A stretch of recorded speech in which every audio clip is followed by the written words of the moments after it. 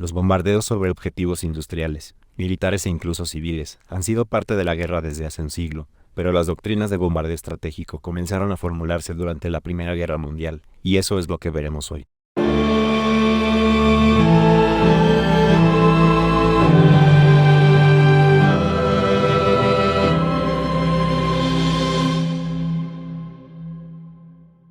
Me llamo Indy Neidel, bienvenidos a un episodio especial de la Gran Guerra, sobre el bombardeo estratégico en la Primera Guerra Mundial. Antes de empezar, me gustaría señalar que este episodio se centra en Gran Bretaña, Francia y Alemania durante el conflicto. Por supuesto, el resto de naciones tenían una fuerza aérea propia, pero analizar estas tres es de primordial importancia para entender el desarrollo del concepto de bombardeo estratégico. Además, existe más material de estudio disponible, y estas naciones lucharon durante toda la guerra. En cualquier caso, las analizaremos una a una. Empecemos por Gran Bretaña. Su caso es único porque tenía dos fuerzas aéreas separadas, una adscrita al ejército y otra a la marina. En gran parte eran independientes y siguieron diferentes principios durante la guerra.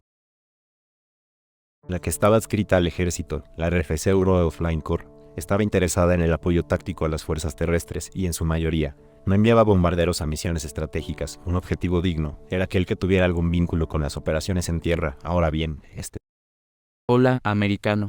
Sí, ¿quién es? Veo que le gustan los aviones, a mí también. Permítame presentarme, soy Bismarck. Bismarck como Otto. Así es, excepto que todavía no soy canciller. Así que estás hablando de bombardeo estratégico, ¿verdad? Tengo gran pasión por la aviación militar, y acabo de publicar un video especial sobre el bombardeo estratégico británico durante la Gran Guerra. Tienes mi atención. Hablaré de todos los acontecimientos políticos y militares, cómo se confrontaron diferentes opiniones y cómo finalmente se creó la RAF. Bueno, genial. E incluso cómo estas discusiones internas fueron estructurales hasta la Segunda Guerra Mundial. Es fascinante. Bien, de acuerdo. Deberías verlo. Vale, bueno, definitivamente lo veré, y vosotros también. Tendréis un enlace justo debajo. Fantastis, te dejo tranquilo, cuídate y nos vemos por ahí. Nosotros también te veremos por ahí, Bismarck. De acuerdo, volviendo a la cuestión. Eso realmente obstaculizó el alcance de las operaciones de la RFC. La Armada tenía otras vías a explorar, aunque no estaba involucrada en el combate terrestre. Incluso en 1914 y 1915, el RNAS, el Servicio Aéreo Naval, puso en práctica bombardeos estratégicos contra objetivos alemanes y bases de cepelines, aunque su impacto es discutible. En 1916 comenzaron los ataques a las industrias del Valle del Sarre, pero nunca con suficiente fuerza para causar daños graves o que fueran duraderos. El ejército protestó por lo que consideraba un uso inútil de los aviones, y uno de los servicios navales aéreos proporcionó también asistencia táctica directa a las fuerzas de tierra. Así que muchos de esos bombardeos estratégicos se suprimieron tras la finalización de la Batalla de Arras. En mayo de 1917, la opinión pública y política comenzó a tener efecto en la estrategia militar, aunque la postura táctica general siguió siendo la misma.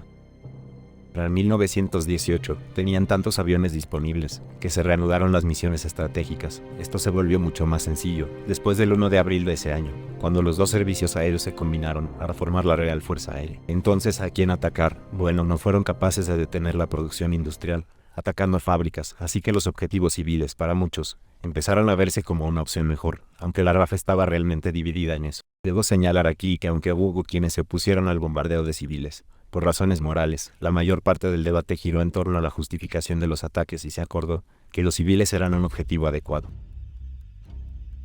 Con esto quiero decir que los que se oponían porque arrebataría el apoyo en el frente, al ejército, y los que estaban a favor de tales ataques pensaban que el hecho de atacar a un gran número de civiles, causando el colapso del enemigo, era el menor de los males comparado con una guerra más larga y sangrienta, con muchas bajas. También se añadía un componente de represalia hacia Alemania por el bombardeo de objetivos civiles británicos. En realidad, a finales de 1917 y principios de 1918, hubo un destacamento de aviones británicos en Francia, que específicamente realizó misiones de contraataque. Sin embargo, a los franceses no les agradaba, porque pensaban que haría que los alemanes tomaran represalias contra ciudades francesas. Finalmente fue disuelto, ya que realmente los aviones no eran adecuados para dichas misiones. Sin embargo, los informes a Londres dijeron que aunque el daño material fue mínimo, el efecto moral que tuvo en el enemigo había sido devastador, pese a que no existe ninguna evidencia concreta de eso, y sí que hay muchas pruebas que se basaban en la idea de que debió ser realmente aterrador.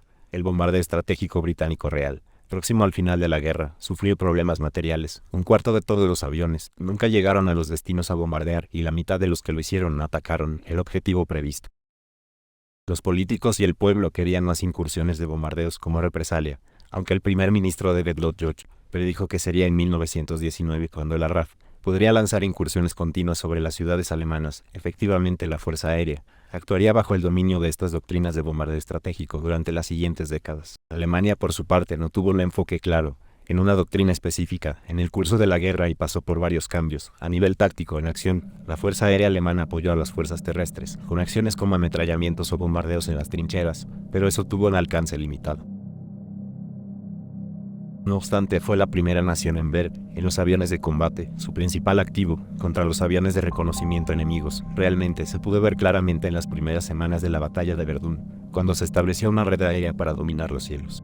Por contra, el hecho de no extender el alcance de sus operaciones más allá del frente, a las líneas de refuerzo y las columnas de suministro, por ejemplo, fue uno de los mayores errores alemanes en la guerra. Como hemos dicho en varias ocasiones, si en Verdún los aviones alemanes hubieran inutilizado o interrumpido el camino sagrado, la única línea de suministros francesa, los resultados podrían haber sido catastróficos y los alemanes no la atacaron ni una sola vez durante los 300 días de la batalla. Pero olvídense del planteamiento táctico. Estratégicamente, los partidarios de los ataques aéreos sobre Gran Bretaña y Francia asumieron erróneamente que tales ataques conducirían al hundimiento de la moral. Inicialmente, los opositores a esto se aseguraron que las incursiones se produjeran solo cuando pudieran obstaculizar la capacidad militar del enemigo, aunque finalmente ciudades como Londres y París fueron objetivos de ataques aéreos, y con ello me refiero a ataque con cepelines. Los cepelines eran, al menos en teoría, adecuados para el bombardeo estratégico y siguen siendo la clara imagen del bombardeo estratégico de la Primera Guerra Mundial. Los radios de alcance y su capacidad de carga útil hicieron que objetivos lejanos pudieran estar bajo su efecto. Por contra, los costes humanos y materiales para mantener una flota militar de cepelines frente a los daños que causaron mostraron su ineficacia general como bombarderos estratégicos. Alemania, del mismo modo que Inglaterra, como mencioné anteriormente, también sobreestimó el efecto moral de sus incursiones, cuando en realidad la población local estaba más indignada con su propio gobierno que con los alemanes. Por supuesto, Alemania desarrolló bombarderos de largo alcance, como el Gotha, que podían ser utilizados a nivel estratégico, pero aún así, sus ataques a Londres no tuvieron ningún efecto en la guerra. Podrían haber causado un daño considerable a la industria francesa y británica o a la logística del enemigo, con incursiones tácticas sobre el terreno, pero para 1917, Alemania se encontraba inmersa en una campaña de bombardeos estratégicos en la que se hacía más hincapié en los objetivos civiles que en los industriales. En cuanto a Francia, durante la guerra desarrolló una importante fuerza de cazas y bombarderos. Emularon las tácticas alemanas aprendidas en Verdún, pero fueron pioneros en reconocimiento y bombardeo. Fue Francia la que realizó la primera misión de bombardeo estratégico de largo alcance, de 7 horas de duración, contra una planta química alemana en 1915. Empleando 18 aviones, los franceses habían realizado ya incursiones en aeródromos, ciudades y otros objetivos en el Sarre y en Renania previamente. Aún así, afrontaron desacuerdos internos sobre cómo utilizar mejor su poder aéreo. Inicialmente, a nivel táctico, se contemplaba el reconocimiento como algo de mayor importancia frente al bombardeo, pero este último creció a medida que Francia se equipó mejor. La cuestión fue que, en términos de bombardeo estratégico, gran parte del territorio ocupado por los alemanes era francés, por lo que la mayor parte del tiempo estarían bombardeando a su propia gente, lo cual complicaba las cosas a la hora de elegir objetivos. Los ataques dentro de Alemania también fueron eliminados progresivamente, por lo que en Verdún la doctrina era que los aviones estaban destinados a operar en el frente donde se combatía, y no para realizar misiones de horas de duración. Con un éxito cuestionable, los objetivos fueron cuidadosamente elegidos y los riesgos y beneficios cuidadosamente sopesados, y se mantuvo un mayor enfoque en las acciones de reconocimiento durante el resto del conflicto. El servicio aéreo francés, que al final de la guerra se había convertido en la mayor fuerza aérea, fue pionero en ingeniería y calidad, equipando a otros países con aviones tanto durante como después de la guerra, y continuaron siendo la principal potencia aérea del mundo en los años 20. El bombardeo estratégico durante la Primera Guerra Mundial nunca fue particularmente efectivo. Sin embargo, preparó el escenario para las enormes y aterradoras campañas de la Segunda Guerra Mundial. Fue ineficaz inicialmente debido a la falta de aviones, pero nunca fue realmente adoptado por ninguna de las naciones en guerra en la Primera Guerra Mundial como medio para destruir la industria enemiga. Interrumpir las líneas de suministro contra objetivos civiles no fue aplicado en la medida en que podría haber tenido un impacto real. Por supuesto, esto resulta de poca utilidad frente a los civiles que murieron por las bombas enemigas, que cayeron lejos del frente y lejos de una guerra con la que muchos de ellos, en particular los niños, no tenían nada que ver. Para ver el video de Bismarck sobre la Royal Air Force, puedes hacer clic aquí. No olvides suscribirte y todos tus sueños se harán realidad una vez más. Hasta pronto.